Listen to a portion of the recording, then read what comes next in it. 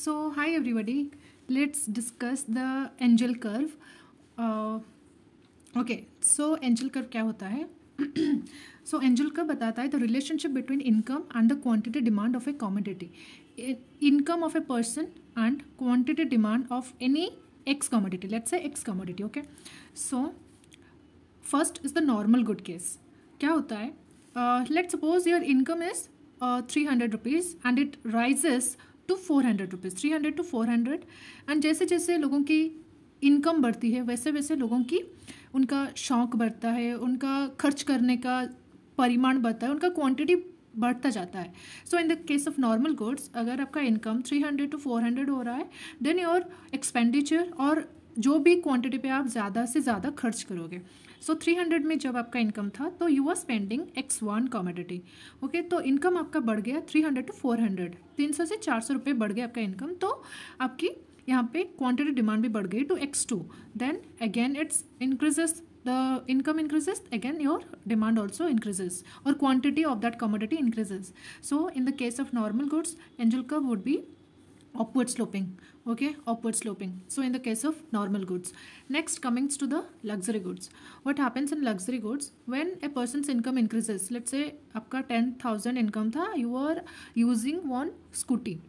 Okay, so आपका income 10,000 to 50,000 हो गया, तो आप स्कूटी थोड़ी चलाओगे, आप यूज़ करोगे, कार यूज़ करोगे, या फिर आप कार को रेंट पे लोगे, करोगे ना यूज़, आप बेहतर होते जाओगे, आप मूव करोगे आगे लाइफ में, या फिर कोई नई चीज़ खरीदोगे. सो अगर आपका इनकम बढ़ता है 300 to 500, then your luxury items that will rise more, you will buy more the luxury items. आप AC टू, आप फैन टू AC शिफ्ट हो जाओगे, आप बाइक टू कार ले लोगे. ठीक है, सो तो लेट्स टेक एन एग्जांपल. 300 आपका इनकम था, तो आप क्वांटिटी A पे थे, 1 पे थे, और आपका इनकम बढ़ गया, तो डिमांड आपने ज़्यादा करे कोई और कमोडिटी की, मतलब आपने चाहा कि मैं शिफ्ट होंगी, मैं लग्जरी गुड्स लूँगी, तो यहाँ पे इनकम जैसे बढ़ता जाता है तो उस तरीके से आपका लग्जरी गुड्स का डिमांड जो होता है वो भी बढ़ता जाता है. तो Engel curves, that is in the case of luxury goods it is slope decline. ठीक है, स्लोप डिक्लाइन और concave to x. This is x axis, this is y axis, so this is concave to x. Okay, then next in the case of inferior goods.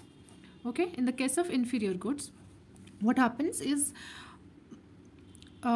In normally वो क्या होता है, जबकि कोई inferior goods का अगर price बढ़ता है, इसका प्राइस बढ़ता है, तो उसका डिमांड कम हो जाता है, क्योंकि इंसान बेहतर चीज़ के लिए जाता है. वो इन्फीरियर गुड्स का डिमांड कम कर देता है जब उसका इनकम, ये तो प्राइस की बात हम कर रहे हैं, अगर इनकम आपकी बढ़ रही है, लेट्स से अगर इनकम बढ़ रही है, तो you will go for a better goods, not go for the inferior goods.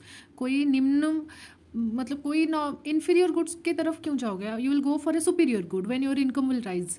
Okay, so 300 to 400, and then your like 300 to 400, this is your quantity, your income rises 300 to 400, your demand decreases Q1 to Q2, your income increases, again your demand decreases. So here it is a inferior goods, that is backward sloping. This is backward sloping. Okay, this is concave to X or slopes decline. Then in the case of neutral goods, let's say the example of salt. Okay, so in the case of salt, अगर if salt एक neutral good होती है, अगर वहाँ पे आपकी चाहे income बढ़ रहे हो या फिर कम भी हो रहे हो, you will need this much of salt irrespective of your income. चाहे आपकी आज 5,000 इनकम है, आप इतना ही सॉल्ट यूज़ करोगे, चाहे कल आपका अगर 10,000 सैलरी भी हो जाएगी, तभी आप इतना ही सॉल्ट को यूज़ करोगे. So this is neutral goods where the Engel curve is vertical. Okay, I hope I make this video helpful to all of you, and I hope you like it. Thank you for watching. Jai Hind.